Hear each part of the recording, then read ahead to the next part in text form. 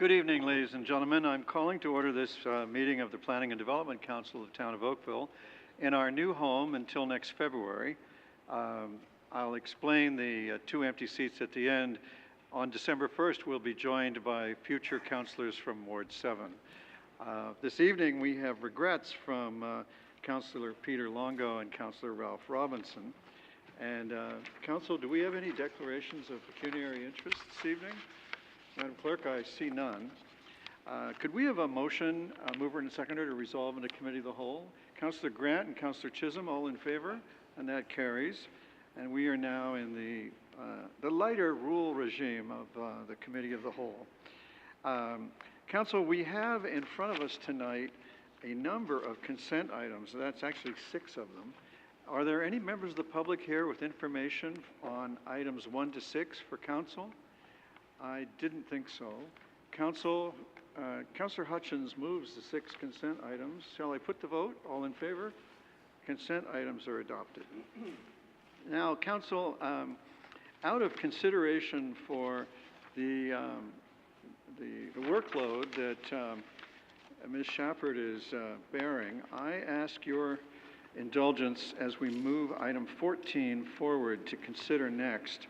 Item 14 is the Cultural Heritage Landscape designation for the Joshua Creek Heritage Arts Center. And I'll call on you as soon as I've finished introducing the item. This is the notice of intention to designate 1086 Burnham Thorpe Road East, the Cultural Heritage Landscape. We have no notice of any delegations. Are there members of the public with information for council on this matter? The chair recognizes Councillor Duddock. Thank you, Your Worship. I'd be pleased to move this item. And what I was going to indicate is I understand Ms. Shepard's actually got 13, 14, 15, and 16. So I wanted to be able to capture all 4 of those items in one swoop. So. Well, let's just move 13 forward next. Okay, so are there any members of the public with information for council on item number 13, the notice of intention to demolish at 320 Maple Avenue? Councillor Duddock. I'd be pleased to move. Shall I put the vote? All in favor? And item 13 is carried. Number 15 is the notice of intention to designate 120 Oak Park Boulevard. Are there members of the public with information for council on this item? Councillor Grant? I just want to note that it mentions Ward 6 in the agenda. It's actually Ward 5. It's also the site of a very wonderful public event on July 21st. But I won't mention that further, that Movies in the Park with Jeff and Mark will be happening there on July 21st, showing Baby Boss and La La Land. I will not mention that at all. But I will mention that, yes, it should be Ward 5. The clerks will correct the error, and I apologize on their behalf. Are you moving the item? Yes. Thank you, Councillor. Shall I put the vote? All those in favor? And 15 is carried. And 16 is the notice of intention to amend designation bylaws for 99 Forsyth Street, 3041 Postville Street, 21 Regency Court, 66 and 70 Shepherd Road, and 139 Thomas Street. Are there members of the public with information for council on this matter? Councillor Duddock. Pleased to move it, Your Worship. Thank you, Councillor. Shall I put the vote? All those in favor? 16 is carried. Does that free Ms. Shepard for the evening? Did we vote on 14? 14. I think I interrupted in the item, so I think we have to still vote. All right. My apologies. Let's be safe. All those in favor of the recommendation on 14? And that is carried. Thank you. And now, Ms. Shepard, I hope you get some rest. All right. The next item to occupy us is item number 7, the public meeting for the official plan amendment and zoning bylaw amendment for the Empress Capital Group at 170 North Service Road.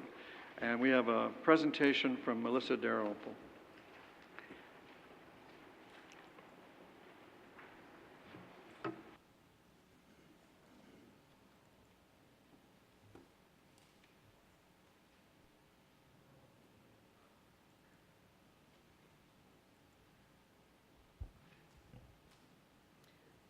Thank you, Mayor Burton and members of council. This is the statutory public meeting related to an official plan amendment and zoning bylaw amendment, proposing a 7-story hotel at 170 North. It's possible that your microphone may not be on, but in any event, councilors can't hear you. Can the public hear you? Well, that's a home run, I guess. Okay. Should I talk closer to the microphone? Oh, that helps a lot. Okay, so as I was saying, this is the statutory public meeting related to an official plan amendment and zoning bylaw amendment, proposing a 7-story hotel at 170 North Service Road West. The report can be found on page 61 of tonight's agenda. The purpose of tonight's meeting is to obtain input from the public and members of council related to these applications. No recommendation on the applications are proposed tonight. The subject lands are located on the south side of North Service Road West, adjacent to the Kerr Street QEW off-ramp. The lands are triangular in shape with an area of 0.6 hectares and are currently vacant. Surrounding land uses include the North Service Road West, as well as the 16 Mile Creek to the north. To the east, the Kerr Street off-ramp and single-story commercial uses in the Canadian Tire Plaza. To the south, the Dorval Crossing Plaza, which is also single-story commercial buildings, and the Abbey Center Plaza, located to the west. The subject lands are designated as core commercial on Schedule H, West Land Use of the Livable Oakville Plan. Hotels are not a permitted use in the core commercial designation. Therefore, the applicant has applied for an official plan amendment to allow a hotel on the subject lands as a site-specific exception in the Livable Oakville Plan. The property is zoned core commercial, C3, by the zoning bylaw.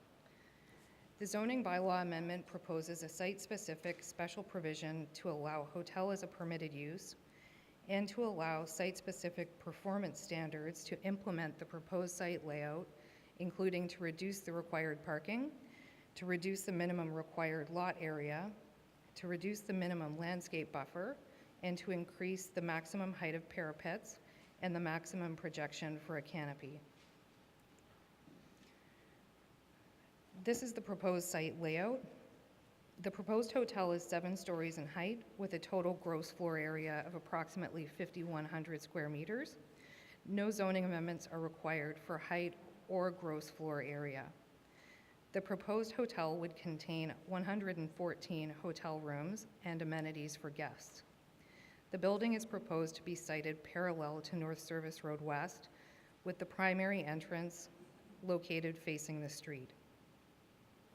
Vehicle access is proposed in this location here to North Service Road West. This would be a right-in, right-out access only, and the majority of parking is provided behind the hotel. A potential secondary access point is located in this location.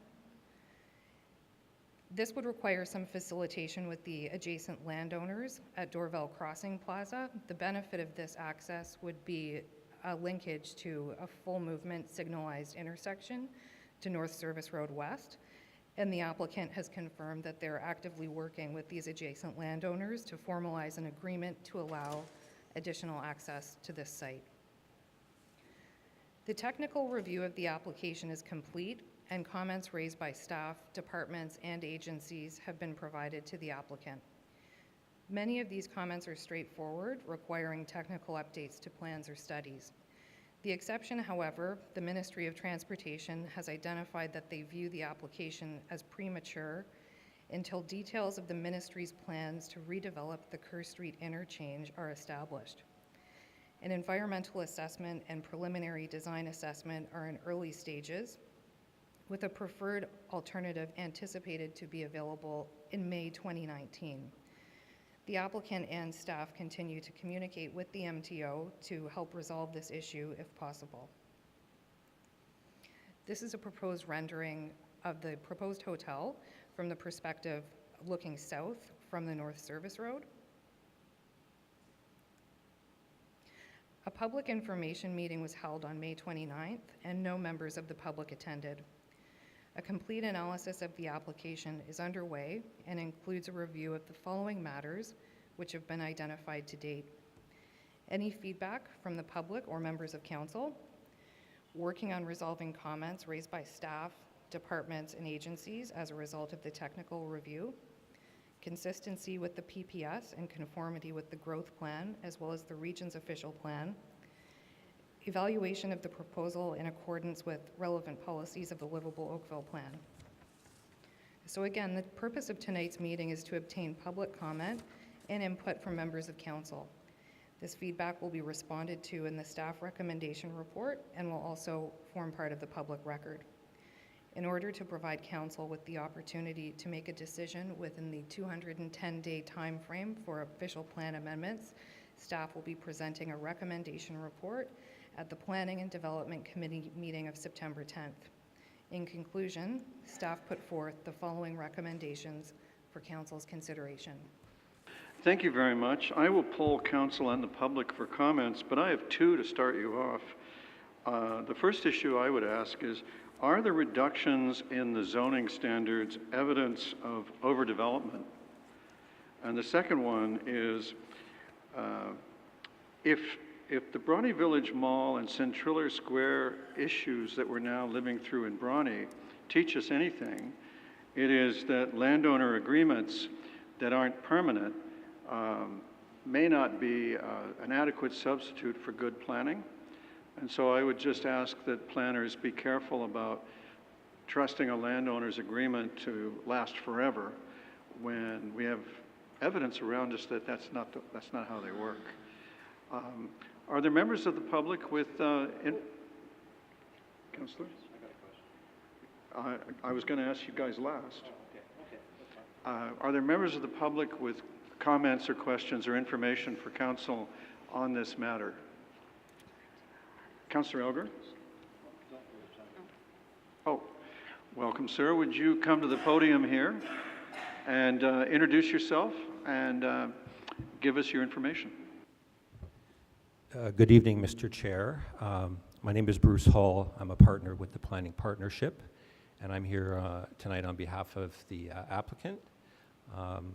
The staff planner has given a very thorough presentation. It would be my intent just to add a few points and also be available for any comments or questions from members of council on the application itself or the nature of the development.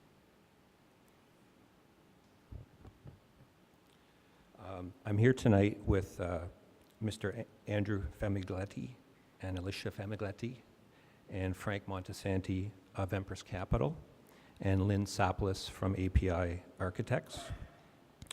This is a proposal for a 7-story hotel, as you've heard, within the Dorval Crossing commercial development with 114 rooms and amenities. This will be an Avid hotel, and Avid is one of the brands under the IHG group, and you know them as Holiday Inn. In our view, this represents the last vacant parcel within this important commercial node, which services the surrounding residential community and the employment area to the south.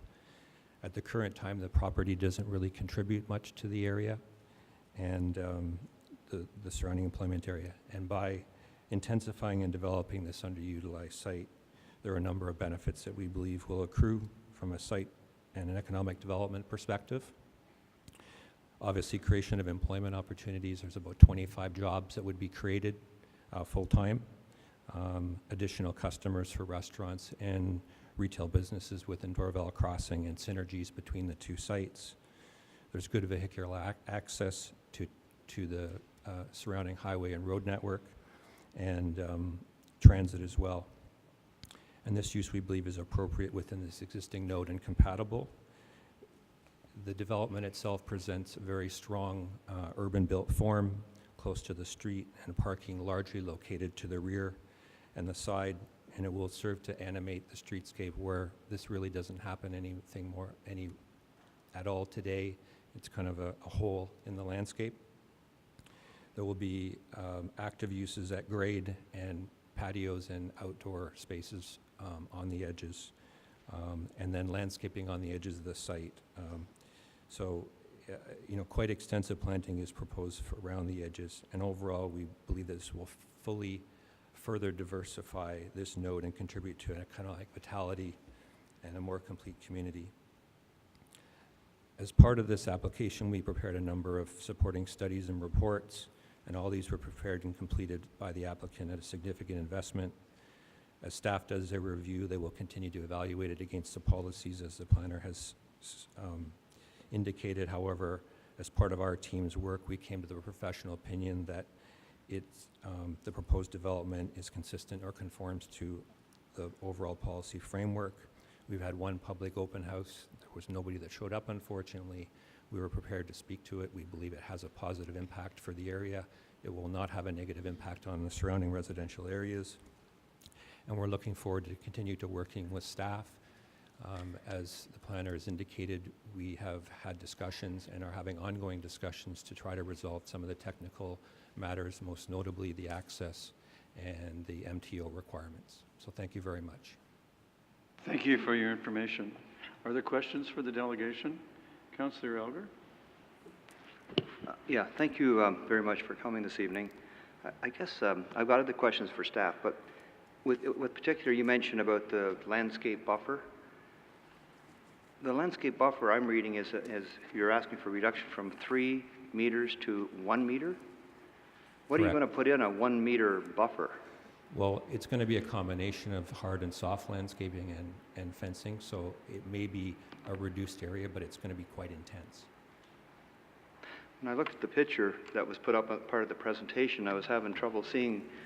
You're going to have, so it would be 1 meter of grass, or that's the maximum it would be from the frontage and from the sides? That's the minimum that it would be, 1 meter. yes. What's the maximum you're going to do? I don't have that off the top of my head, but as a minimum, it would be 1 meter, and it may be greater in some spots at the corners where it's more important for an arrival point and a focal point. See, when I look at what the picture I have right here, I think we still have snow in this climate, and I'm just wondering where the snow's going to go when you only have 1 meter to push snow. There are That's all, dedicated. if you consider that going forward. Yes, we have considered that, and within the site plan, it's very hard to read at this scale, but within the site plan, there are dedicated snow storage areas. Really? Yep. Okay, it's going to be interesting.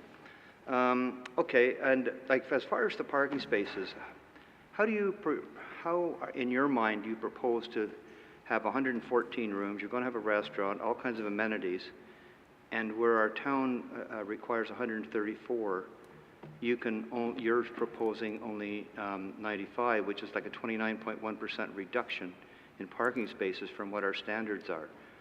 How is that going to get handled? We had a traffic consultant prepare a parking and traffic study, and they surveyed a number of facilities within Mississauga and Oakville and Burlington, and they arrived at a standard which was a surveyed standard that we are meeting. And what we're finding with a lot of these hotels these days is that there's not necessarily a one-to-one requirement. It's usually coming in below 1. And what will be happening is people will arrive together as groups on business. People will come via other alternative modes. They'll come into town on business. They don't necessarily rent a car. They take Uber, they take cabs. They go to other places of employment, they get picked up. So what we're finding is there's not a requirement for a one-to-one ratio. And this is pretty common across all the GTA municipalities. We're having quite a bit of trouble lately with parking in Oakville, where people assume they can park, in a commercial area right Yep. next door. It's not working so very well. So, okay, I thank you. Okay. Councillor Lischina? Thank you, Your Worship. Could you please repeat the full-time and part-time jobs? I think you mentioned something. I just said full-time. It's 25 full-time jobs, which is basically 3 shifts for over the 24 hours. There would be additional other part-time jobs, but that we tend to just look at the full-time.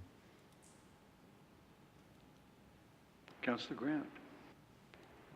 Thank you, and this might be for staff as well, but I'm a little concerned about or interested in how your construction is going to dovetail with the undercrossing that we have with the construction going for the railway on Kerr Street. Kerr is not a heavy trafficked road, but the exit for your building will be leading down that way if people want to go south. So I'm just wondering how you're going to be working when we may be still in the middle of, working on getting the underpass done for the train station or for the train track. Well, I can speak, and maybe staff can elaborate a bit on it. As part of our site plan process, we would have to provide a construction management plan, and as part of that plan, they would obviously look at other initiatives that are happening within the area. MTO would look at that as well. So, that can be addressed as part of the construction management plan to look just beyond the site itself, how construction is staged on the site, but also how it affects the surrounding area. And as I stated, I'm not sure how fast your construction will happen along with whatever the region plans to do for the underpass, but thank you very much, or the crossing. Thank you very much. Thank you, Councillor Grant. Councillor Knoll. Thank you. My main question was related to the employment number of employees, because that's obviously going to exacerbate the parking situation. But the restaurant itself, is it a restaurant to cater to the needs of hotel guests only, or is this a public access restaurant? It's not a full service restaurant. It's intended to basically, you see a lot of hotels today, they basically serve breakfast and Okay. provide, most hotels today don't provide restaurants on site that are available to the public, and we believe that the synergies that are beneficial here are the fact that there are other restaurants within Dorval Crossing that patrons can walk over and frequent. Now, I noticed that you listed the other amenities, a pool, fitness club and such. Those are all related again to the actual guests in the hotel, correct? True. You would not be selling memberships externally to the guests? Okay. No. And are there any function rooms at all in the building, as other than guest rooms for meetings, that sort of thing, that could also cause an issue with parking? Could I ask? I'm just conferring with the architect. Sure. No, there's no dedicated meeting rooms. And in your negotiations with your neighbor, I know you're negotiating with respect to access. Have there been ongoing discussions about shared parking arrangements as well? We're just in the process of sharing information with them about how the access would function and trying to show them our proposal for that. There's no discussions at this point in time about shared parking. I'm not ready to bring that up with them, but I would imagine that they don't want to, arrive at a deficient parking situation. I don't know what their current situation is, but... Yeah, the tow companies are going to love this, I think. But anyway, thank you very much. Thank you, Councillor Knoll. Councillor Giddings. Thank you, Mr. Mayor. Not to beat the parking issue. You mentioned to us that there are 25 full-time staff, 95 spaces. Is the intent that your staff will drive to work and use up... There will be, sorry. And use up a quarter of all the spaces?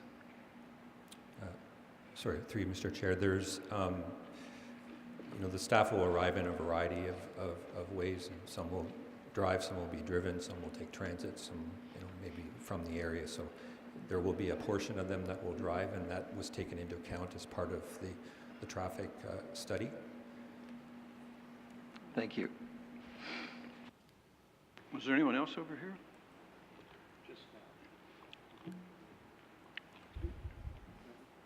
Question is just of staff. Just if staff... Thank you, sir. If, when you're coming back, staff will look at the parking in particular, and also look at whether it is too much development in this small area. And Yes, thank parking is really an important issue, because we can't assume that the commercial next door properties are going to allow it after what we're experiencing. So those are the key issues when you do come back, because right now it does not meet our official plan, and it doesn't meet our zoning. So, and also, will it meet our official plan, in your opinion, and also the zoning going forward? So I look forward to the report September the 10th. I thank you. And also, just housekeeping, the ward number is still Ward 4 instead of Ward 1 on the report. If you don't mind modifying that, appreciate it. Thank you. Thank you.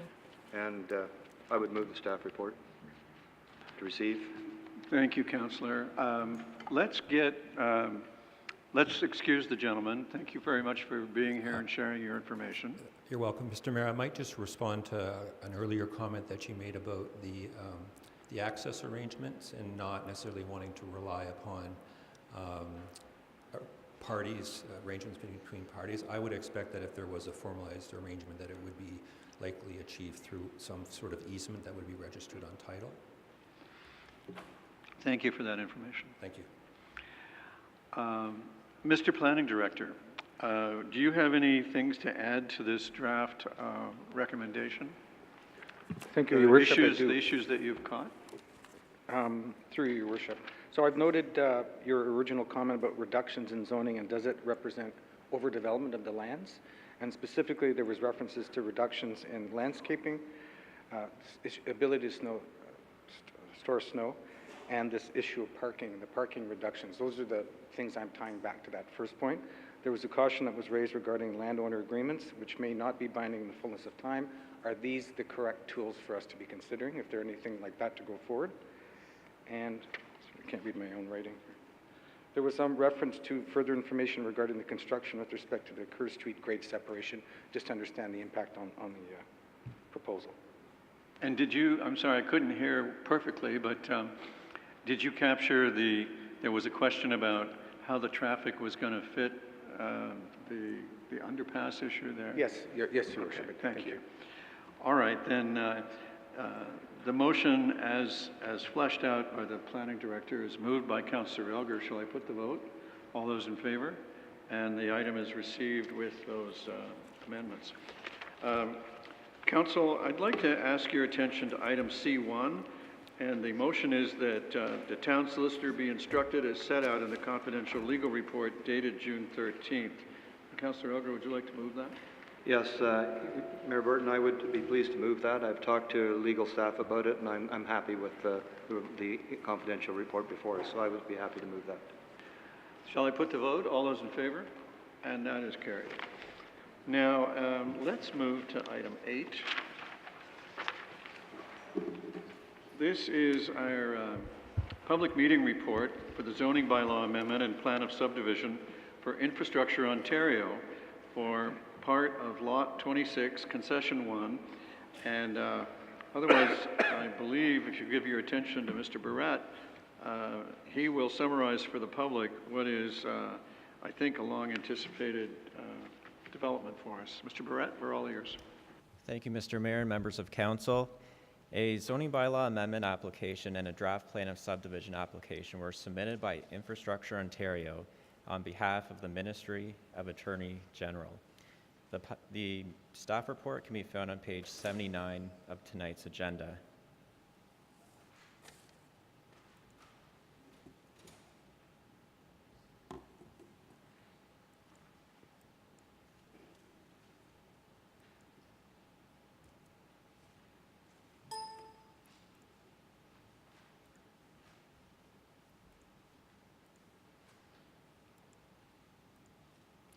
The subject lands are located on the north side of Dundas Street west of Hospital Gate.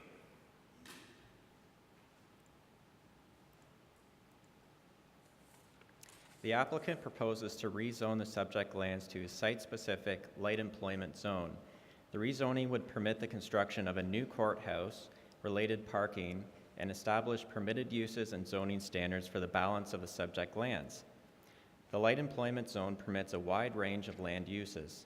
Additional site-specific uses requested include a public use, including a courthouse, commercial recreation, community center, library, nursing home, and a retirement home.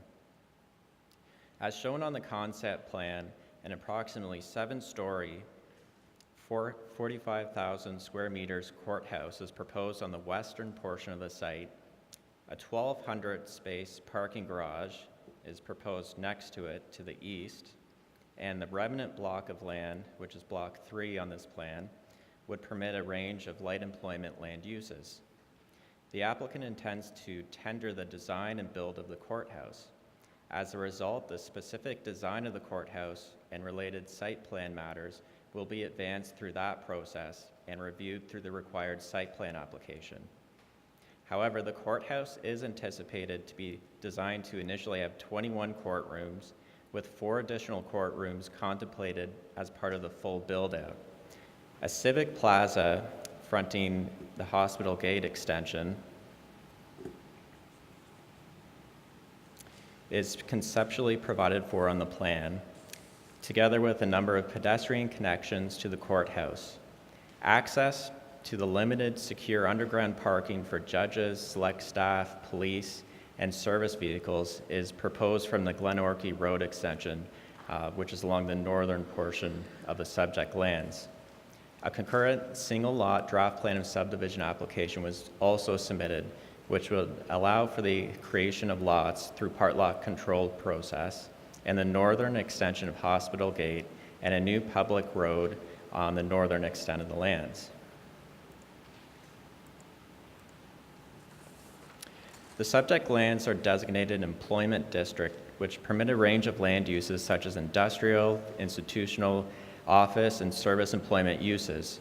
Within the employment district, a health-oriented mixed-use node is shown on the north side of Dundas Street West at Third Line, which limits some employment uses and permits other land uses, including research and development, medical and other offices, clinics, supportive housing, long-term care facilities, and rehabilitation facilities. On September 26 of last year, Council adopted the Urban Structure Official Plan Amendment for the North Oakville West Secondary Plan, which illustrates a node and corridor for further study at Third Line north of Dundas Street West, which pertains to the health-oriented mixed-use node. This study will provide updated and new policies to delineate boundaries, the mix of land uses, and the intensity and scale of development for this area. A complete analysis of this application will be undertaken and includes a review of the matters listed on this slide, which have been identified in more detail in the staff report. Comments received at this public meeting will also be considered as part of the comprehensive review. In conclusion, Your Worship, staff put forth the following recommendation as shown for Council's consideration. Thank you. Thank you, Mr. Barrette. Are there members of the public with information for Council on this file? I know that we have a gentleman from GSP Group who's acting on behalf of Infrastructure Ontario in case there's any questions. Council, do you have any questions? Councillor Elgar. Thank you, Mayor Burton. I'd just like to say this was announced 2 years ago at a conference that this courthouse for Halton Region was coming to Oakville, and I'm really happy to see it, and in fact the application is in and we're moving forward on this application, because I'll tell you, back in early 2000 this area up there was going to be for welding shops and truck repair places, so we've come a long way. So thank you for bringing the report forward. And when will it be coming back to Council? Through you, Mr. Mayor, it'll come back to Council at the September Planning and Development Council meeting. Sounds like a busy meeting. Thank you. Thank you, Councillor Elgar. And are there other speakers? Councillor Elgar has moved it. Shall I put the vote? All those in favor? And that information is received. If we turn our attention now to discussion item number 9, we will be considering the recommendation report for the former Oakville Trafalgar Memorial Hospital draft plan of subdivision. And if you give your attention to Leigh Musson, she will summarize for the public what Council's already studied in detail.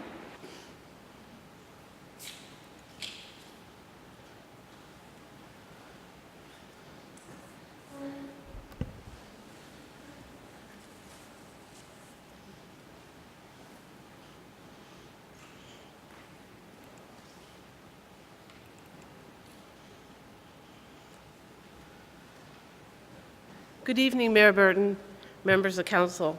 This evening you will find my staff report on page 99 of your agenda. This is the recommendation meeting for a draft plan of subdivision on the former OTMH lands, which would have the effect of creating 35 residential lots. The application was received in February of 2018 and was revised in May of 2018, and the statutory public meeting was held on May 14th, 2018. The former hospital lands have been part of a comprehensive land use study, which incorporated extensive community engagement, which resulted in a council-endorsed master plan, and the history of such study was included within the statutory public meeting report dated April 23rd, 2018. The former hospital lands are located within an established residential area, generally bounded by McDonald Road, Allen Street, and Randall Street. The entire hospital lands are approximately 6.7 hectares in size. The portion of the lands which are subject to the draft plan of subdivision is approximately 2 hectares in area. Surrounding land uses include to the north and east, 1, 1.5, and 2-story detached dwellings. To the south, a 2-story Wyndham Manor, a long-term care facility, 6-story apartment building, future townhouse development on Shedden Avenue and Wallace Park. To the west of the subject lands is 1, 1.5, and 2-story detached dwellings, a 4-story apartment building, and a 4-story medical building. The draft plan of subdivision, as I mentioned earlier, was submitted in February of 2018 and was revised in May of 2018 to reflect only the residential portion of the former hospital lands. The effect of the draft plan of subdivision would be to subdivide the northern portion of the former hospital lands to create residential lots and blocks in a manner consistent with the official plan amendment and zoning bylaw approved by Council in December of 2017. The intent of the draft plan of subdivision is to create 19 detached lots fronting onto McDonald Road and Allen Street, and 2 blocks containing a total of 16 multiple attached dwelling units fronting onto the internal L Road. The balance of the OTMH lands, consisting of the Southeast Community Center, Park, and former Oakville Trafalgar High School, will be subject to further development approvals. On January 10, 2018, OPA 23 came into effect and was an amendment that implemented the preferred master plan for the former hospital lands endorsed by Council last June. In January of 2018, OPA 23 was deemed to be consistent with the provincial policy statement and conform to the growth plan and the regional official plan. It allows for the redevelopment of the property for a community center, park, parking garage, and residential land uses not exceeding 29 units per site hectare, as well as senior-oriented housing. The lands subject to the draft plan of subdivision are designated as low-density residential and medium-density residential as identified on Schedule G, Southeast Land Use within the Livable Oakville Plan. Staff have reviewed the draft plan against the policies of the Livable Oakville Plan and are satisfied that the proposed lot configuration is appropriate and compatible with the adjacent land uses and in keeping with the intent of the land use policies of the plan.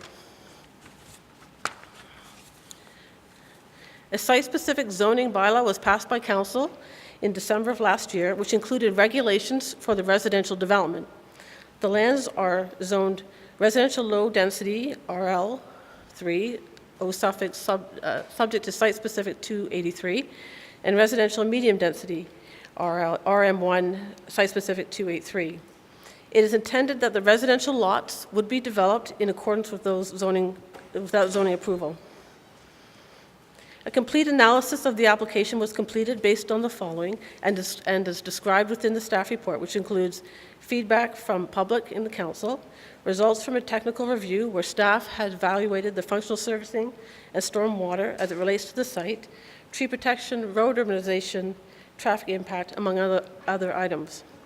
Staff have reviewed the application based on consistency and conformity with the applicable provincial, regional, and town policy, consistency with the council-endorsed master plan, impact and integration of the proposed development on adjoining properties and the surrounding neighborhood.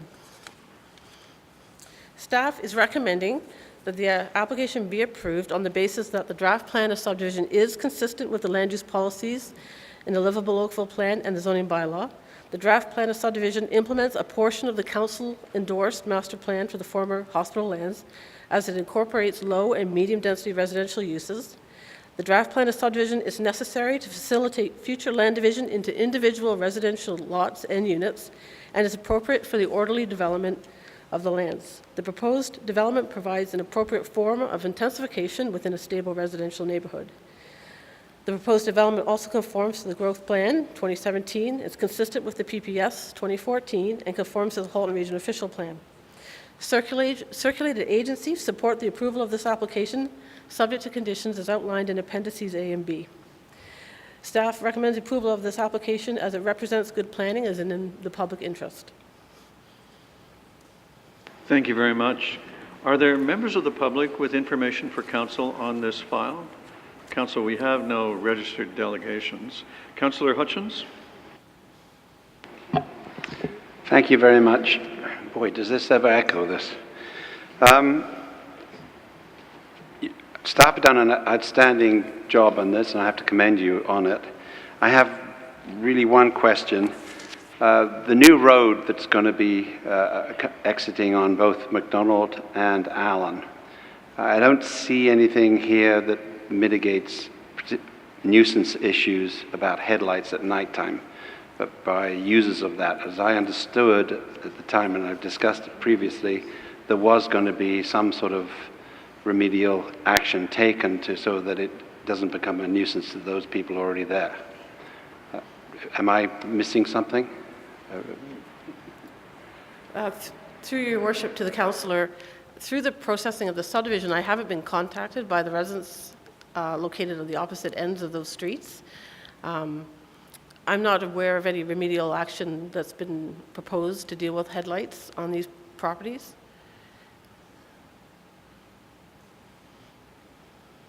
Well, I don't know. I'd like to ask staff. I mean, if they've been there for quite some time, these owners, and now they're going to have headlights coming in at nighttime, fairly early in the evening, as people exit onto McDonald and exit onto Allen. So they're going to be shining directly into normally the roads opposite each other, so that doesn't happen as a nuisance.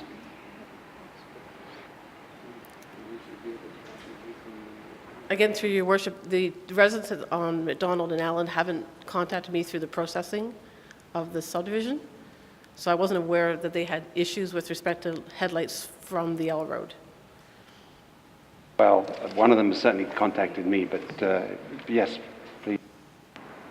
I would add that the location of the access points as they come out, it's not clear on this map, but if you look in the report on page 104, particularly along Allen Street, I think to the extent possible, the access of the road coming out is attempted to be between two properties, so it limits the direct access onto one particular house. So in that way, some of the implications have been mitigated just by the location of the road itself. Okay, but if there is a problem, can we put some sort of bushes or trees or something extra there to help mitigate that if it does become a problem?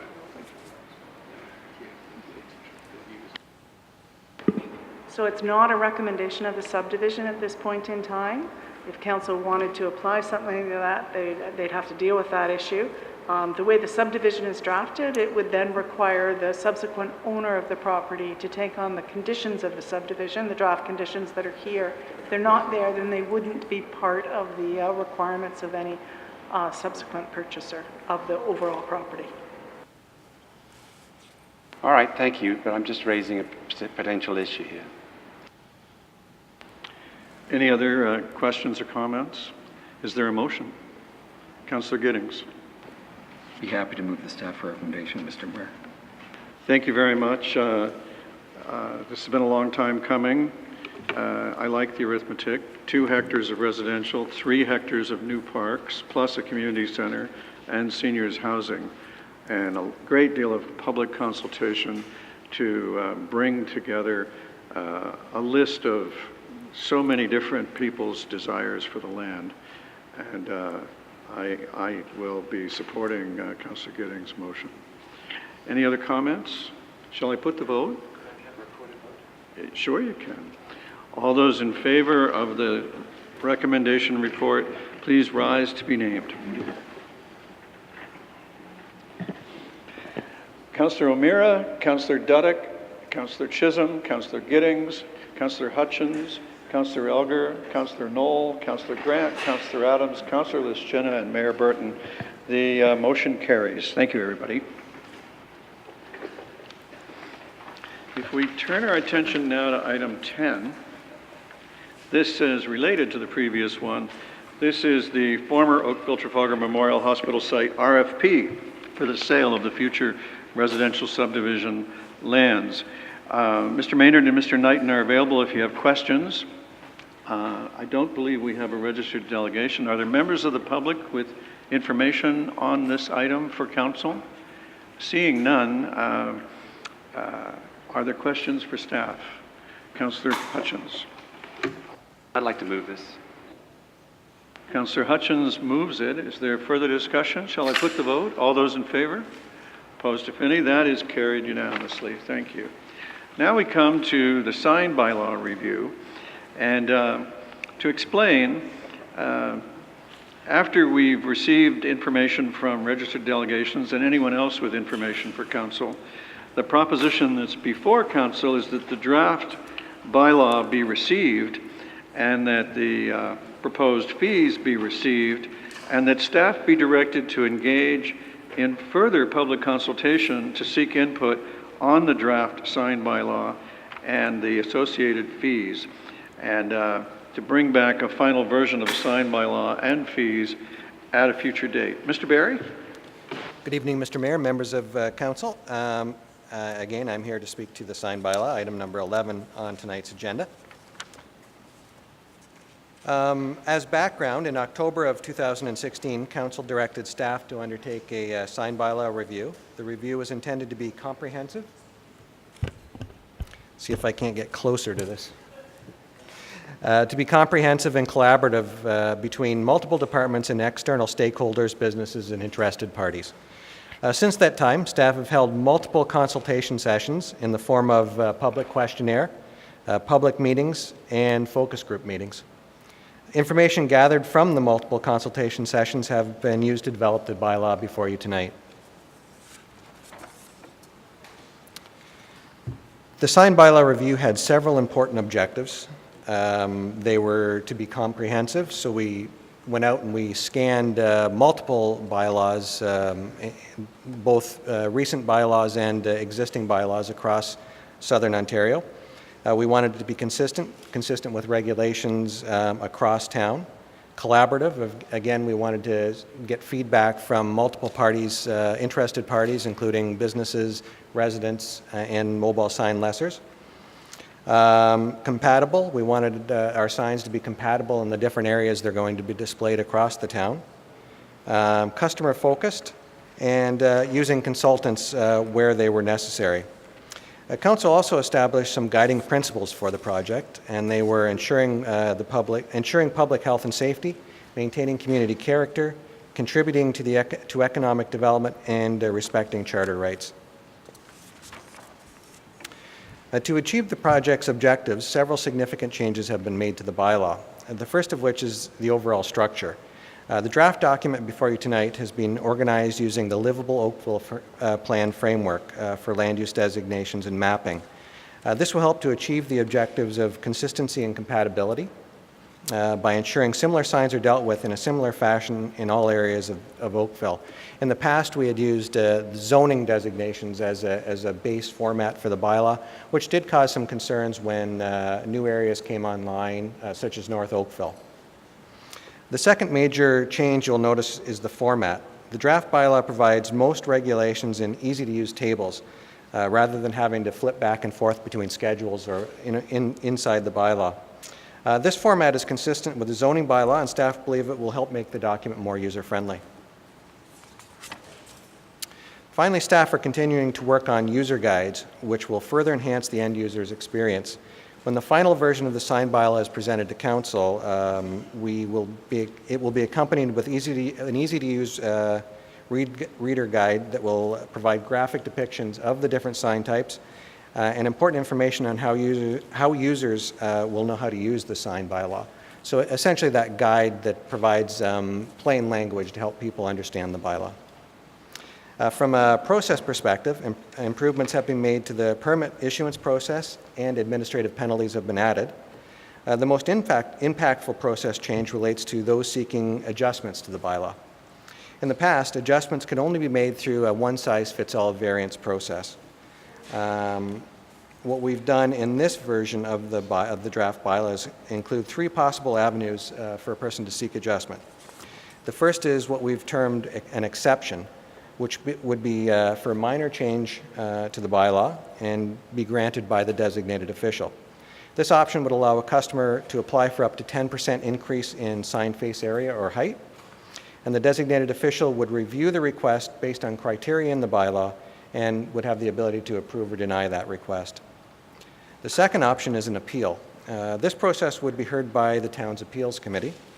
A customer who had applied for an exception and been denied, or who wanted an adjustment that was outside of the authority of the designated official, would have the ability to apply to the appeals committee. The appeals committee could not hear requests for prohibited signs, signs not expressly identified in the bylaw, electronic message boards on other than ground signs, or an increase to the sign face area of advertising signs. And finally, if neither of the first two options apply, the third option is an amendment, which would be a request for a sign not covered by the first two options and would be brought forward to council in the form of a staff report. Along with functional changes to the draft bylaw, staff also reviewed the many sign types contained within the bylaw. This process has led to some significant changes, the first being greater use of static electronic message boards. The current version of the bylaw only allows static electronic message boards, or SEMBs, on ground signs for public schools and government institutions, and the electronic display of time and temperature in commercial and employment areas. Staff worked with SEMA Consulting to determine safety and nuisance regulations, along with human factors, such as limitations on illumination and display size for legibility. As a result, the draft bylaw contemplates a broader use of SEMBs in employment and commercial areas where compatible. Illumination has also been better quantified with the addition of NIT measurements. This will provide more information to customers and residents while enhancing the ability of staff to enforce when violations are noted.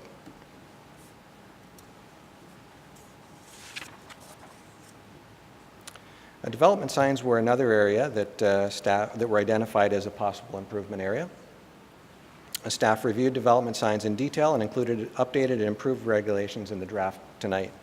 The focus of the review was to ensure that development signs fit within the context of the overall lot size and general use of the area in which they are requested. As you will see in the bylaw, regulations have been developed based on land use and lot size. So in the bylaw, you'll see it's broken down into lots under 0.5 of a hectare, between 0.5 and 5 hectares, and over 5 hectares. The review also identified changes to ground sign regulations, most significantly for those commercial and employment properties with greater than 100-meter street frontage. In these cases, applicants are able to obtain an additional ground sign for every 100 meters of frontage, although only one ground sign would be allowed to have an SEMB on it.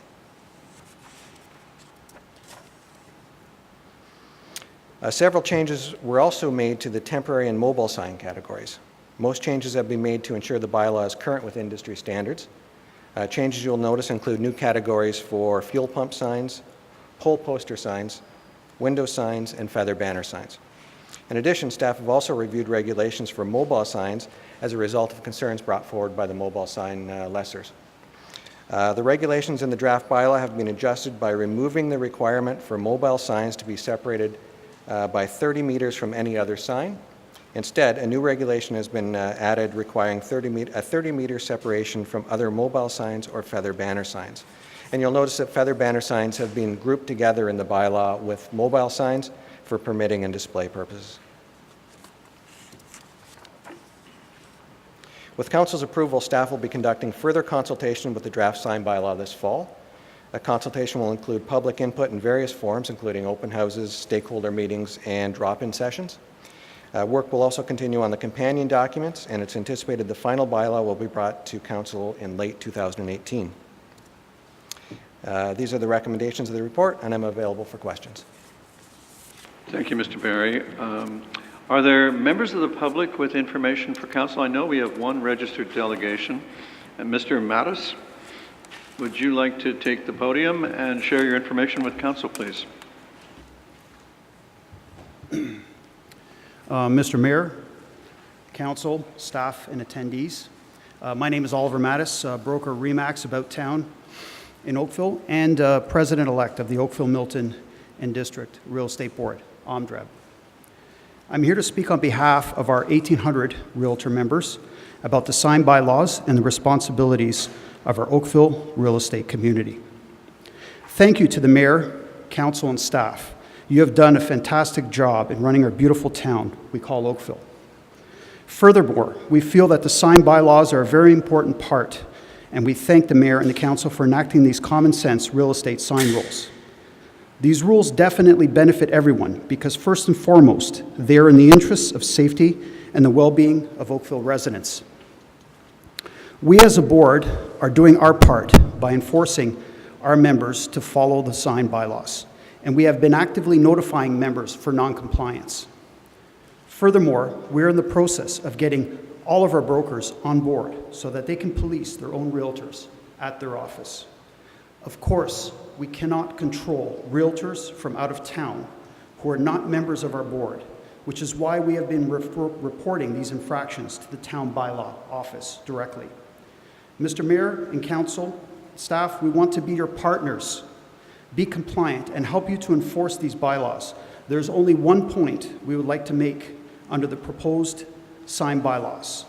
We feel as realtors, in most cases, 3 open house signs are just not enough. Buyers or renters who especially are not familiar with the area have difficulty finding the home or condo. Many properties are located in residential streets far away from arterial roads. We feel a maximum of 5 signs is more realistic in helping to navigate the interested buyers and renters to the open house. As realtors, we are the town's ambassadors. Many, many people come from out of town, and many times the first impression they get from our beautiful town is from a realtor. Why? Because they are thinking about living here, and many are looking to buy or rent homes or condos. We are their first point of contact. This is an opportunity for us to tell them great things about Oakville, because we know Oakville. We know the schools, the shopping, the community centers, the programs, the restaurants, the events, the parks, the trails, the downtown and waterfront, and all the other great things that make Oakville a great place to live. I have personally, myself, convinced many buyers and renters to live in Oakville. These were people actively searching in Burlington or Mississauga, and because of me, they chose Oakville. All we are asking is for a better ability to help navigate a potential Oakville resident to a home so that they can be welcomed by a realtor who will not only inform them about the home, but about Oakville too. So in summary, we realtors fully support these bylaws, and we are just looking for them to be slightly altered from 3 open house signs to 5. It will help us immensely. Thank you to the Mayor, Council, staff. Thank you for this opportunity. Thank you very much for your information. Did you understand that there's going to be an ongoing period of consultation with you by staff to refine the draft bylaw? Yep. Perhaps during those consultations, you could provide staff with a rationale for why it needs to be 5 and not 4 or 3 or 100 or whatever. In more detail, sure. And now, if you'd be so kind, I have questions for you from Councillor Lischina and Councillor Grant and Councillor Adams. So you've riveted them. Councillor Lischina? Thank you, Your Worship. Thank you for your delegation. So I was hoping you could clarify, these days, I haven't been in the market for the last 15 years because that's how long I've been in Oakville.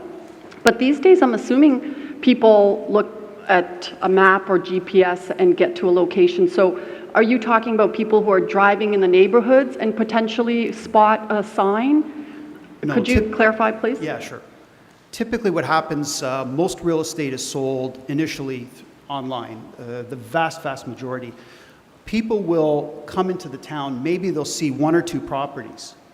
Maybe they won't see them all, but they will come in and then they'll notice a sign to another property. We're just helping that process. So they will maybe come in, or they may have a list of properties they want to see. But we're just trying to give the people who are not familiar with Oakville just more of a chance to get to the property. Councillor Grant? I think Councillor Lichina was getting at what I was going to examine, which is, do you have a phone? And on that, you would have Google Maps.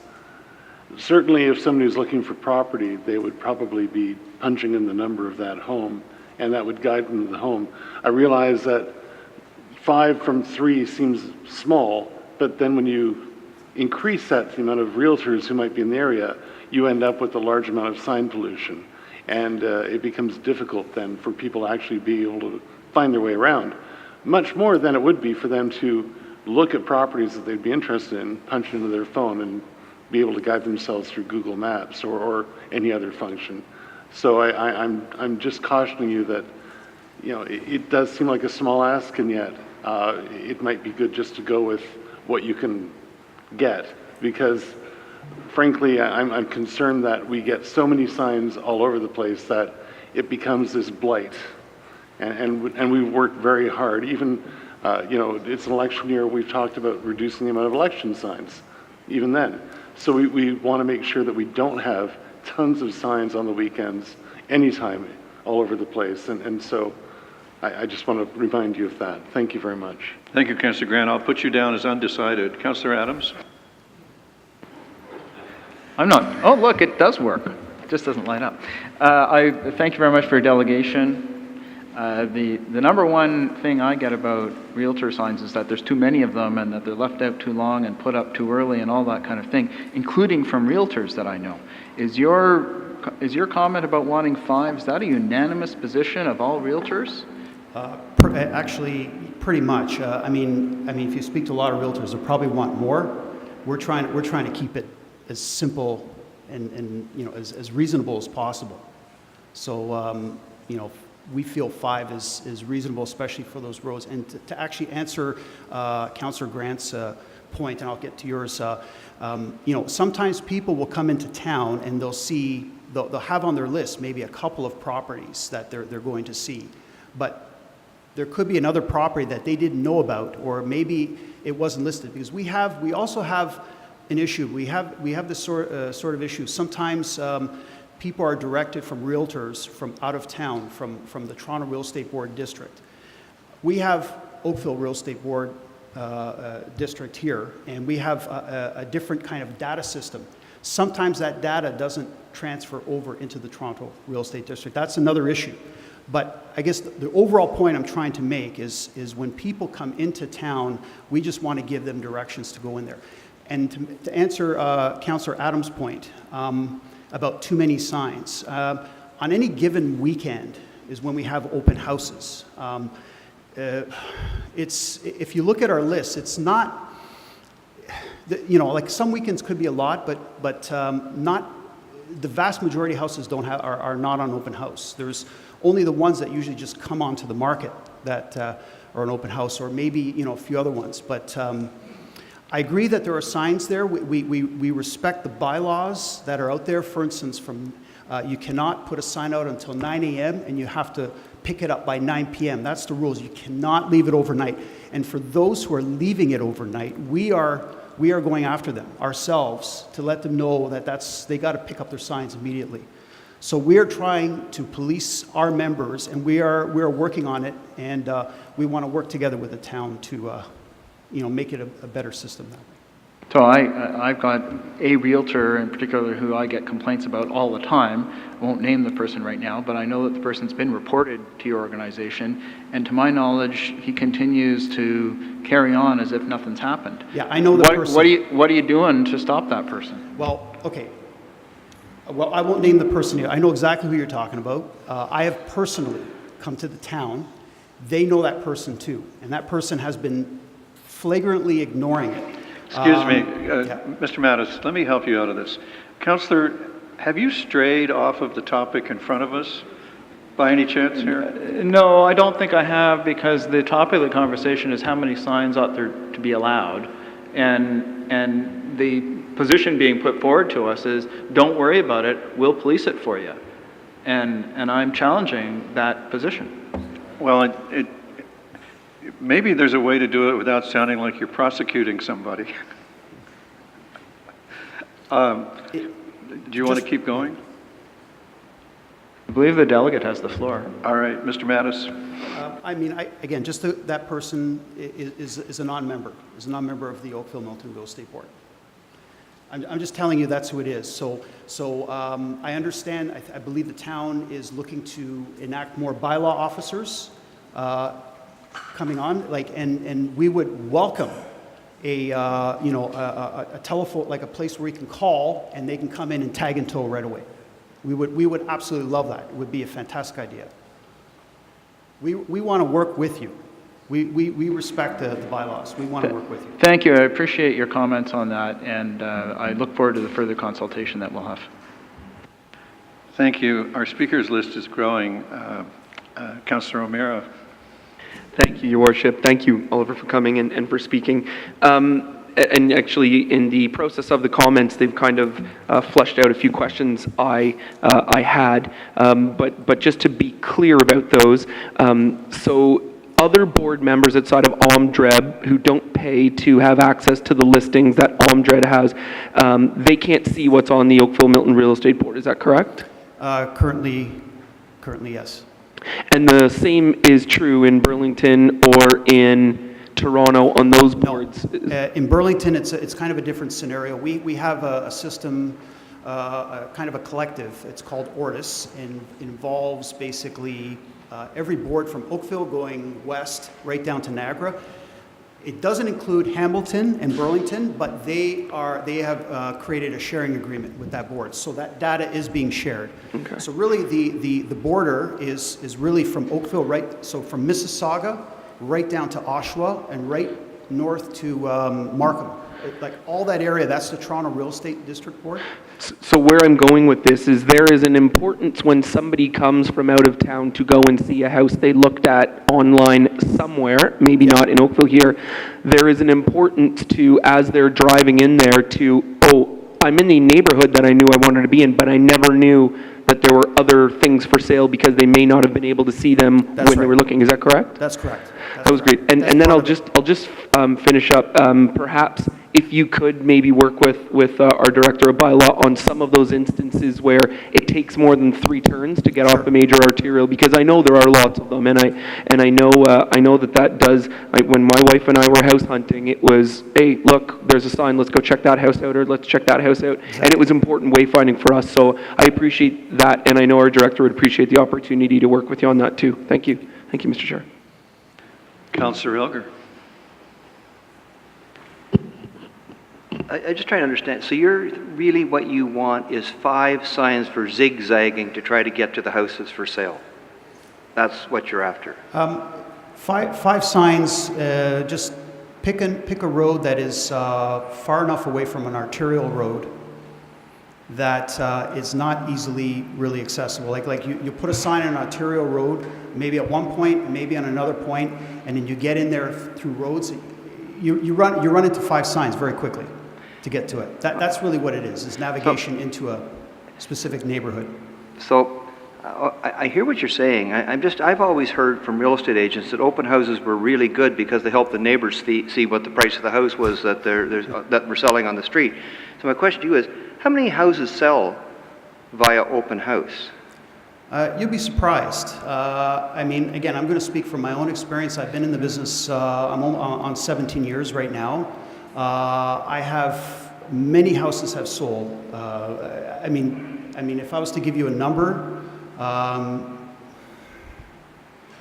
in my case, probably like 25% to 30%, probably, maybe even more. So a quarter of the houses sold are from open houses? Maybe something like that, yeah. But that's not the end of it. Sometimes a person, that may not be the house that they may go for, but because of the realtor there, they will direct them to another house in Oakville. Ah, you get the hook on them. I got it. Okay. I know, and that's part of it too. Yeah. That's part of it too. But yeah.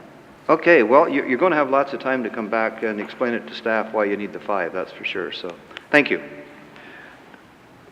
But wait, there's more. Councillor Chisholm. Thank you, Your Worship. The question with respect to 5 signs, I still have some difficulties with this too. Do you believe, is there any correlation of adding more signs is going to increase your potential selling by adding 2 signs? I'm not going to give you, I don't have any data sheets to prove that scenario. I mean, again, I'm going back to just making it easier for the potential buyer and renter to find the property. That's as simple as that. To say, are you receiving feedback from potential clients and saying, I couldn't find this house because it wasn't signed? Sometimes there are people, yes, we get that feedback. I couldn't find it. Yes. But after talking to you, do they find it? What happens is sometimes people end up finding it in the end at some point, but not at that critical time when they're there. And again, there's just an opportunity right there to meet with these people and talk to them about the property and, of course, the town itself. Okay. When you say five signs, and I guess left, right points were for direction, you saying 5 is adequate, or what? Why not 6? Why not 7? Why not 8? We want to be reasonable. We just want to be reasonable. We just think 3 is just not enough. 3, think of it this way. You're going to post 1 or 2 signs on an arterial road that's going to direct them off a main road, like Dundas, Upper Middle, Third Line, those kind of main roads. And then once you get into the neighborhood, we're left with 1 more sign. It's just not enough, because sometimes you may have to take 2 or 3 turns to get into an address. Okay, so suffice it to say, adding 2 signs is basically anecdotal. You believe, your organization, you believe you need 2 more signs without any evidence-based information or correlation with respect to lost revenue or potential lost customers based on the 2 signs. We don't have that. Thank you. I have one other question for Mr. Barry, Your Worship. Sorry. How about we come back to you and we finish with the delegation? Councillor Giddings? Thank you, Mr. Mayor. I'll leave the number of signs to the open houses and consultation that'll be upcoming. I just wanted to thank you, sir, very much for doing your part in trying to curb the number of signs in Southeast Oakville. We have a number of agents from outside of Oakville that I'd be happy with 5. They tend to use 15 or 25 or 30. They wallpaper the entire neighborhood. So thank you for that, and I have to make it a question. So are your plans to continue your efforts with realtors that may not be respected? Absolutely, absolutely. Thank you very much. Alrighty, Mr. Mattis, thank you very much for bringing us your information and sharing your time with us. Councillor Chisholm, did you want to ask a question of Mr. Barry? Through you, Your Worship, thank you. Mr. Barry, I'm looking on page 143 of the all the, I guess, signs, types of signs and so forth. Was there any consideration, and it seems to be prevalent now, car wrapping and trailer wrapping, and they're being positioned in front of businesses? Is that included under mobile signs, or is it something separate? Has that been looked at? Through you, Mr. Mayor, the signs, to wrap your vehicle in and create a sign, it would be prohibited under this bylaw unless it was an election sign. And trailers also? Trailers also. Okay. Unless it was the normal use of a trailer. We've all seen trailers that have, and some commercial vehicles that have a logo on it. That's fine because that's the normal use. But if you bring a car and park it for the sole purpose of creating a sign, then that would be a violation. So the suggestion, will that be in the report specifically as we come to the next We can add that, iteration? yes. Thank Highlight you. that. Thank you, Worship. Councillor Giddings for Mr. Barry. Thank you, Mr. Mayor. We know that 3 signs or maybe 5 are required for open houses. What about painting and granite and driveway sealing and hot tubs? Any indication that the more signs they have when they wallpaper an area Saturdays and Sundays? I know they're on municipal road allowances. They aren't licensed by any means. Will there be further information coming back on possible enforcement, or is that more of a staffing issue as we move forward through the plan? Through you, Mr. Mayor, I believe one of the things we've done is added administrative penalties to the bylaw, so that does make enforcement easier. With respect to those issues, that's always going to be a problem because they come in. Most of those, unlike the real estate signs we were talking about before, a lot of the issues with those types of signs is they are fly-by-night companies. They come in, they put up the signs, they expect us to take them, we can't track them back because they don't have enough information on the sign. We do go out and collect those signs, but the likelihood of actual enforcement is very slim in most cases.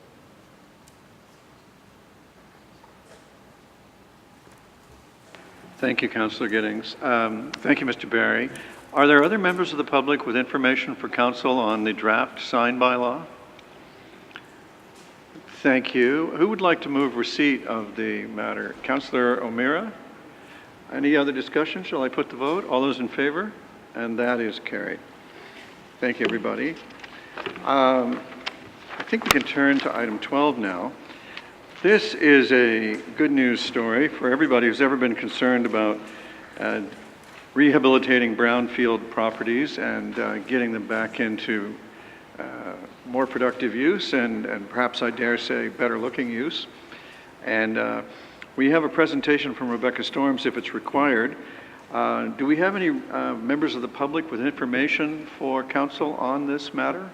Which I'll explain, council has looked at quite a lot before tonight. Councillor Lischenna, you have taken a special interest in brownfields, I've noticed, since you joined council. There being no members of the public with information and no apparent questions for staff, would you like to be the one to move the motion? Happy to do that. Thank you. Thank you. Shall I put the vote? All those in favor? And that is carried. Now, council, if we turn ahead to C2 litigation update, we need a motion that the confidential report from the legal department dated June 20th be received. Councillor Chisholm, all in favor? And that report is received.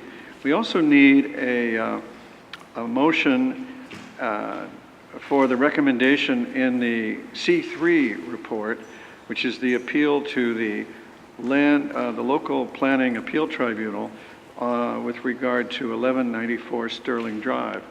Councillor Hutchins moves it. All those in favor? Sorry. Councillor Duddick. Thank you. I do have questions regarding it, so if we can go in camera. If we're going to go into camera, we'll have to retire to the boardroom.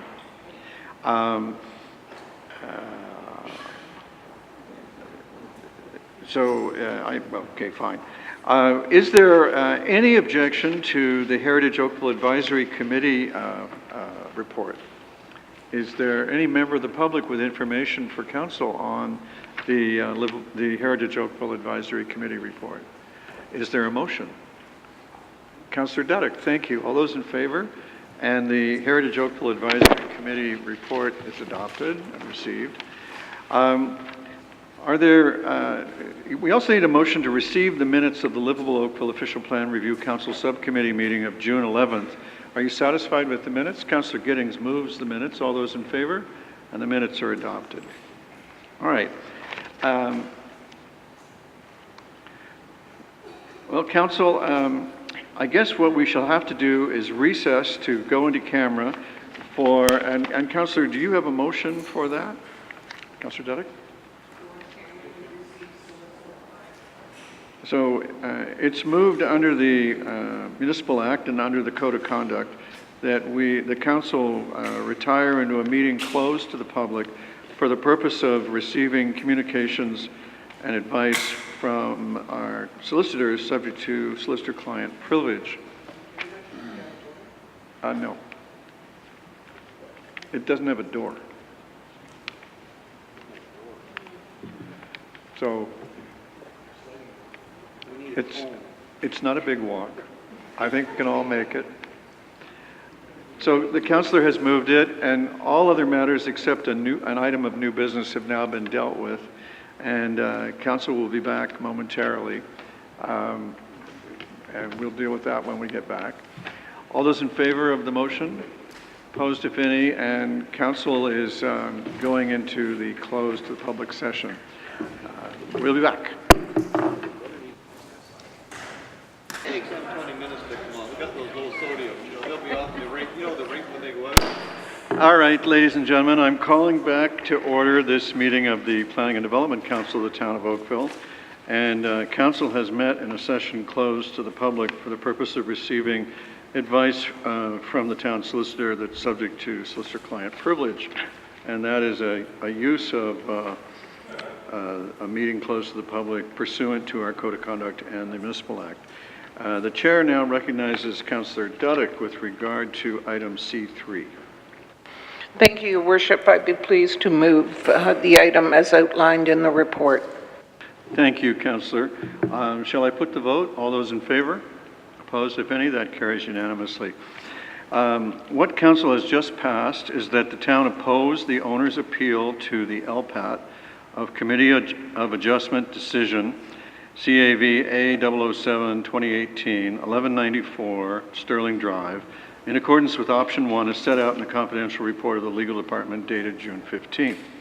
And 2, that if pursuant to recommendation 1 above, the owner's appeal is opposed, then in consultation with Oakville Hydro, the town's Director of Planning and the town's Director of Development Engineering or their designates, the town solicitor or his designate, be authorized to negotiate a settlement of this matter either before or at the tribunal in a manner that addresses the concerns identified in the confidential report of the legal department dated June 15th.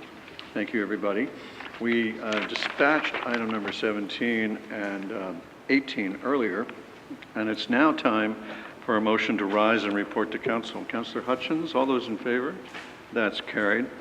I rise and report the Committee of the Whole has met and made recommendations on consent items 1, 2, 3, 4, 5, and 6, confidential consent item C1, public hearing items 7 and 8, discussion items 9, 10, 11, 12, 13, 14, 15, and 16, confidential discussion items C2 and C3, and advisory committee minutes items 17 and 18 as noted by the clerk. May I have a mover and seconder for the report? Councillor Knoll and Councillor Lischina, all those in favor? And the report is adopted. Council, under new business, you have been provided with a report on your desk tonight from the Chief Administrative Officer. And Mr. Green, would you like to speak about your report at this time and take questions? Thank you, Mayor Burton. Good evening, members of council. The report you have before you tonight, and I thank you for accepting it as an item of new business, is in part in response to a report that has been prepared by regional staff that will be received by regional council on Wednesday, which is recommending that monies that the region had received under a Move Ontario grant be allocated to moving forward on the Wycroft Road extension between Burl Oak and Bronte Road. And this is, at this point in time, a matter that will be dealt with by regional council. But earlier today, and this was agreed to by all of the CAOs at an earlier discussion, not all at the one time. 3 of us met on one occasion, and then the regional CAO did check with the other 2 CAOs regarding this recommendation that this project received. Today, in a discussion in Burlington, there is a recommendation going forward that is asking the region not to approve, or regional council not to approve the Wycroft Road project, as it is seen as only benefiting the town of Oakville, and therefore, in their view, should not be moved forward as a Move Ontario project. The report that I've provided you gives you background on how we got to this point, and originally this grant that was received by the region was for a BRT on Dundas Street, and it was granted to the region in 2007. Concerns in the intervening time with respect to a BRT on both the region's concerns as well as the area municipalities, especially when it comes to operating costs and the feasibility of operating the BRT and who would operate it. It's really been parked. The region then carried out, along with the area municipal staff and with the concurrence of the CAOs, a mobility management report that looks at transit operations in support of the regional transportation plan. And if I can have on your screen a copy of a map that was prepared by the region, approved by a region council, incorporated in the regional official plan, you will see that Dundas Street is about there on the map. You have then 25, which is the north-south road, QEW going. You will see there is the Wycroft and Harvester Road through both Oakville and Burlington is listed as a priority transit route. It connects two mobility hubs, one being the Bronte GO station, which this council in 2017 adopted on its urban structure plan, in part because of this mobility plan produced at the regional level, as well as the Appleby GO station. So in looking at things like the first and last mile, looking at employment areas in both Burlington and Oakville, I would respectfully suggest this is an advantage not only to Oakville and Burlington, but actually the entire region from a connectivity point of view. And we will be looking at building these future transit priority areas throughout Holland. And I would respectfully suggest that this would actually be a model that would move forward. So I thought it important to bring forward to this council, because I would recommend in here that you advise the region of Halton that you believe the quick wins funding should be allocated to the Wycroft Road project, that the mayor requested to write a letter to the province conveying Oakville's commitment to the completion of the Wycroft Road Bridge, and further that the transfer of the Wycroft Road to the region of Halton occur in the near future so that it can be incorporated into its 2019 budget and forecast, and that the City of Burlington, Town of Milton, and Halton Hills also be forwarded this information. One of the things that I should have mentioned, it is included in the report, another reason this has come about is the province in its update through Metrolinx of the regional provincial regional transportation plan. There's an interest in seeing monies moved into large projects, and if Halton was advised through the Ministry of Transportation Transit Office that if Halton doesn't have a use for the money, that they would see it being moved into other initiatives within Metrolinx's plan. So Mayor Burton, to the members of council, that's my report, and I'd be pleased to answer any questions. So we have an indication from Councillor Lischenna of a question. Councillor Lischenna. Thank you, Your Worship. Mr. Green, I'm trying to understand, when you just said that Appleby and Bronte GO is one way of transporting people between the city of Burlington and Oakville, and if we put a bridge, are we not taking people off the train and back on the road? So now there's even additional traffic? No, what we're referring to really is having the bus routes that have continuity. Right now, there's a missing crossing. When you look at the Bronte Creek as a natural heritage feature, there are limited crossings. From a local transit provision point of view, there should be, currently we're running Oakville buses along Dundas out to the 407. We run along Lakeshore Road well into Burlington. And in the middle of Oakville, we have actually no service that crosses between Oakville and Burlington. People wishing to move to go westerly could take a transit bus to the Bronte station from Burlington. Equally, a person from Oakville could take a westerly transit bus to get to Appleby if they're going to Hamilton or Points West. So it's about having connectivity between stations for transit. So currently there's not a bus on Lakeshore that does that? Is that what you're saying? No, we have a bus along Lakeshore going east-west. Next to that, you're up to Dundas. I thought that on the 403 in Mississauga, they have buses, Mississauga My Way, going from, one major sort of road to the next one, actually going on the 403. And we can't do that on the QE?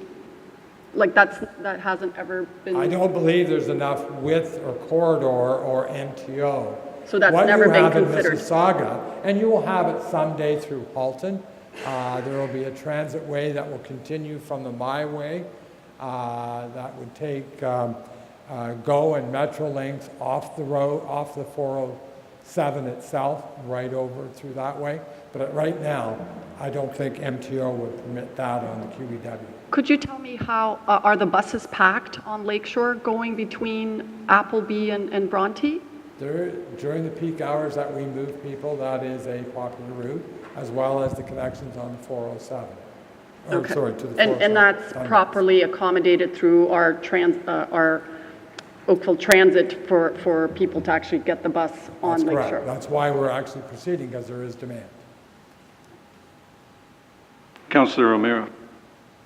Thank you, Your Worship, for this. Thank you, Mr. Green, for bringing this forward. I listened with interest today to our colleagues in Burlington, and one of the councillors had mentioned that rather than this project, in fact, the Burl Oak underpass should be funded with this money. Can you maybe just bring us up to speed on the use of these funds, on the agreement we currently have in place with Metrolinx and Burlington and Oakville on the Burl Oak underpass, and what that might mean for the bulk sum of provincial money that would be either lost or fluttered away? The town of Oakville and the city of Burlington, with Metrolinx through the RER project, have reached a tentative agreement on the funding of the Burl Oak grade separation, where it will be half funded by Metrolinx through the RER, and Oakville and Burlington through our DCs would fund the other half, and that will be coming forward in the near future. We also have, in the case of the Kerr Street, which was well outside our ability to deal with, Metrolinx, again through the RER, has agreed to a 50-50 funding on the Kerr Street grade separation. So in terms of grade separations, I believe we've reached deals that look after our interest and the city of Burlington's interest. So Metrolinx has already agreed to 50% of the Burl Oak underpass, is that correct? And do you know what that amount is, roughly? Their estimate of the total project is 60 million, which is 30 million to them, 15 to each of Oakville and Burlington. So if the argument was to be made at regional council, no, let's use the 57.6 million to cover the Burl Oak underpass, we would theoretically be not just spending that money, we'd be losing another 30 million that Metrolinx has already committed to that project. That's correct. Thank you. Their contribution, to be clear, is in addition to the Move Ontario. Thank you. Then just another question. Is the Harvester Spears Cornwall corridor mentioned in any of the Metrolinx documents? I don't believe so. It's only in the regional document. Okay. I actually have an update for you. It is. In the 2041 Frequent Rapid Transit Network, it's item number 58. So I was just hoping that we could clarify. Sorry, I didn't mean to snag you there. The other thing, now Burlington has mentioned that, that this project is solely a road or bridge improvement and doesn't touch on any of the interregional transit improvements. I'm wondering how you might help us address that question. Well, as I mentioned, if you look at Harvester right through Wycroft Road over to Bronte, and Harvester going right over to Brant, is a complete employment area.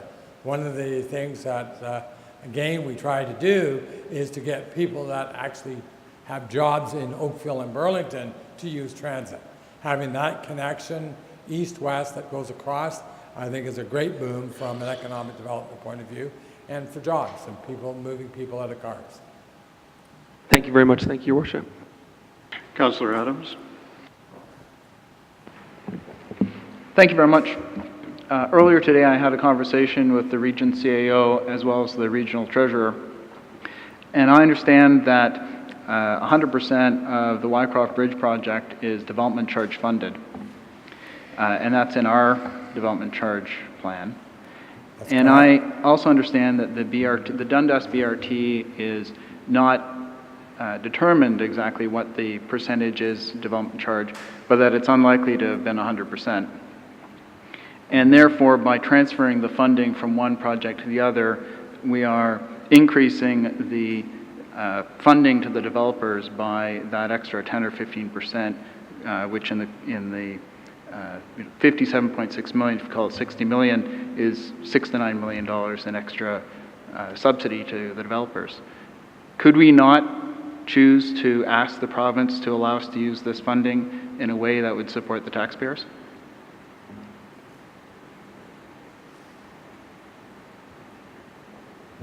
I think the difficulty you get into the mega projects that support the types of dollars you're looking at are largely development projects when you're talking transportation.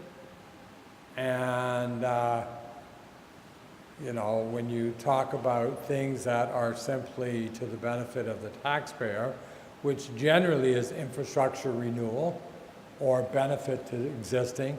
I mean, our goal through any of our DC studies is to document to the best of our ability that minimizes the benefit to existing. So I'm not sure that, in my view, would be a good strategy. I realize it gives development, at least in terms of this project, a break.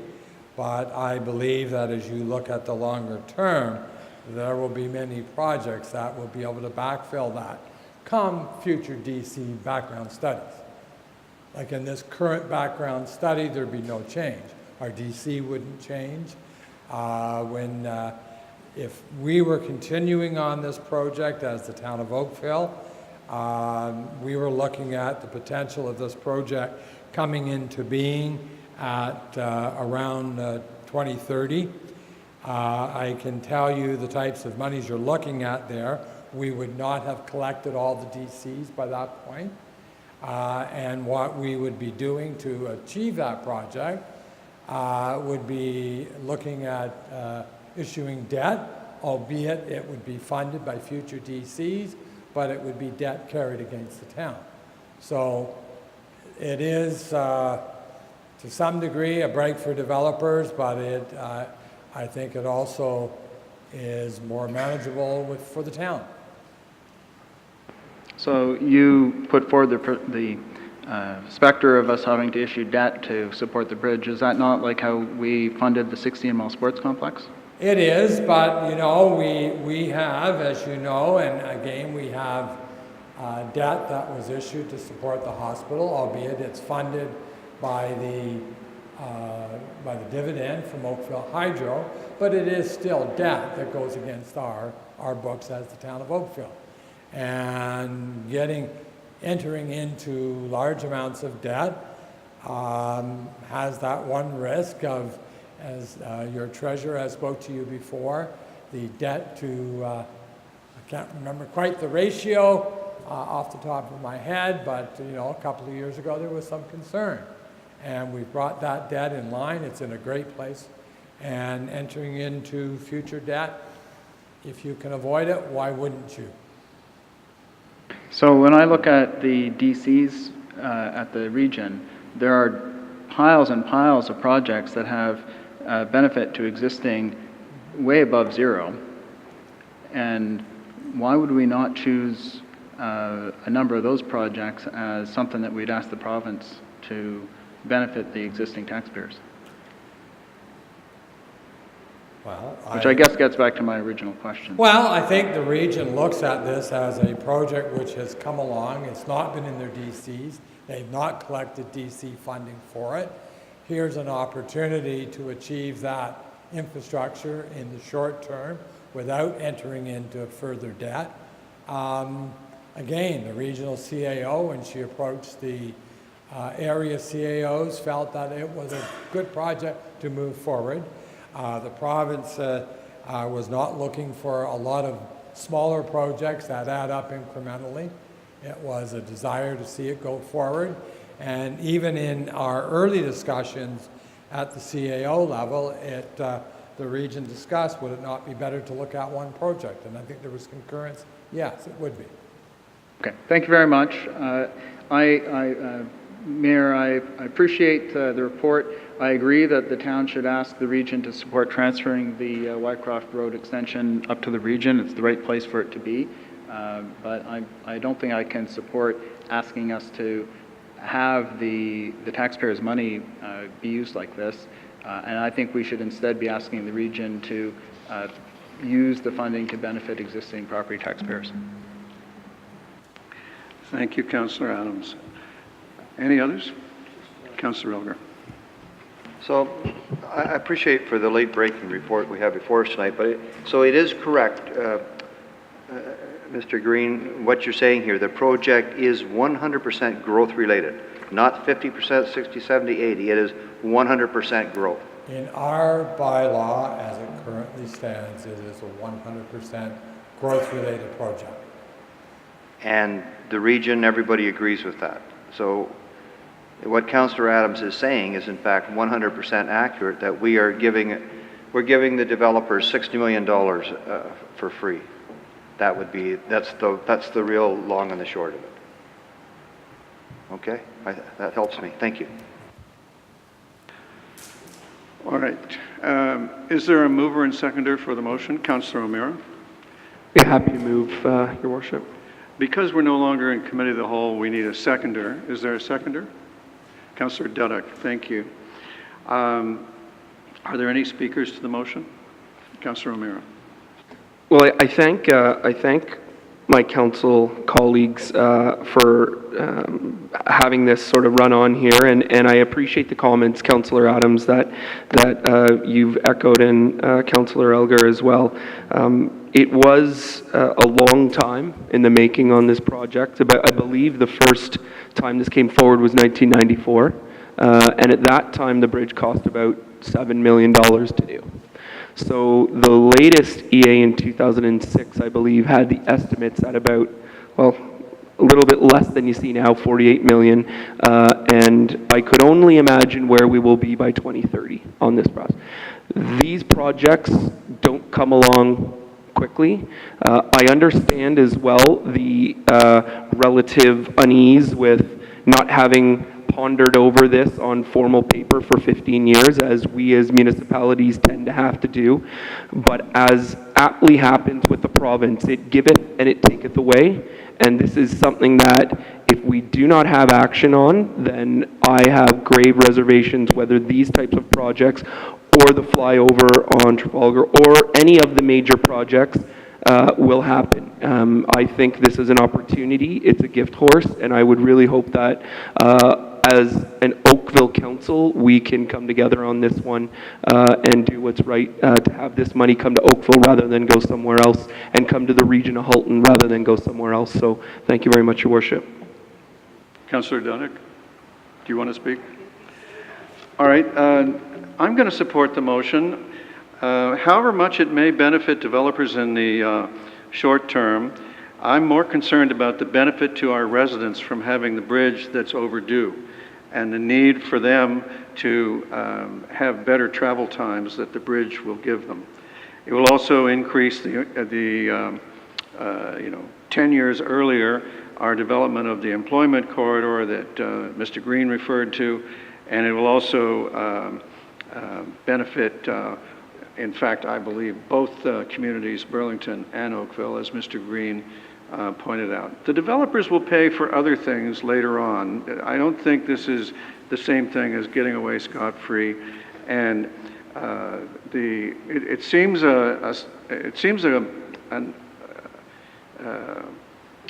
it's a shame to tell the residents that they have to wait in order to make developers pay for it when we've got the province willing to pay for it. And this, we've been told, is a use it or lose it situation.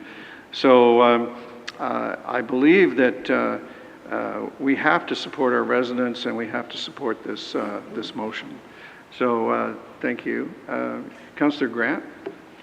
Just quickly, and on the subject of use it or lose it, I'm wondering if this was just walked on to council this evening. I'm wondering if there's any urgency, if we can put this to the next cycle, just because, again, I think there is some concern, especially from some of the councils around me and myself, about how it seems we're rushing forward with this. It would be nice to have some time to digest the full impacts of this. I'll answer you this way. If you're moving deferral, you need a seconder, and I believe, and I've said it's urgent, and so I heard you say it's urgent. I'm just wondering if you want deferral, you need to move deferral. I would move deferral then, if possible. Is there a seconder for deferral? Councillor Lischina. Is there discussion? All those in favor of Councillor Elgar? Mayor Burton, I just want, so there was no option two? This is only one, that you either take something that's 100% DCable, there was nothing that's even 50% or 70% DCable? Nothing at all. That's amazing. The CAOs of the region and the town have assured me that this is the only ready-to-go project and that the money is at risk. If you'll think about who the Premier is, I think you can understand why the money is at risk. May I put the vote for deferral? Councillor Adams. In my discussion earlier today with the regional staff, I was told that there is no method by which the province can technically take the money back. The worst they could do is not give us other money or demand us to spend the money, or else they'll do something mean to us. But in the agreement with the region on these monies, I understand there's no method by which they can retract them or call them back. Councillor, that's interesting, but the region's report that we have before us says that they would move the money to another one of their projects in another part of their system, and it says that in very plain language. In the discussion I had with our regional CAO, I was told that there is no method. Well, there's a motion to defer. Shall I put the vote? All those in favor of deferral, please raise your hands. 1, 2, 3, 4. Deferral fails. May I put the main motion? All those in favor of the main motion, please raise your hands. 1, 2, 3, 4, 5, 6, 7. Those opposed, please raise your hands. 1, 2, 3, 4. The motion carries. Thank you, everybody. I wonder now if we could have consideration and reading of the bylaws. We need a mover and seconder for the bylaws as listed in the agenda. Councillor O'Meara and Councillor Hutchins, all those in favor? And the bylaws are adopted. Thank you very much, everyone. The agenda is now completed. It's been great working with you. Thank you for your time and attention, and we are adjourned.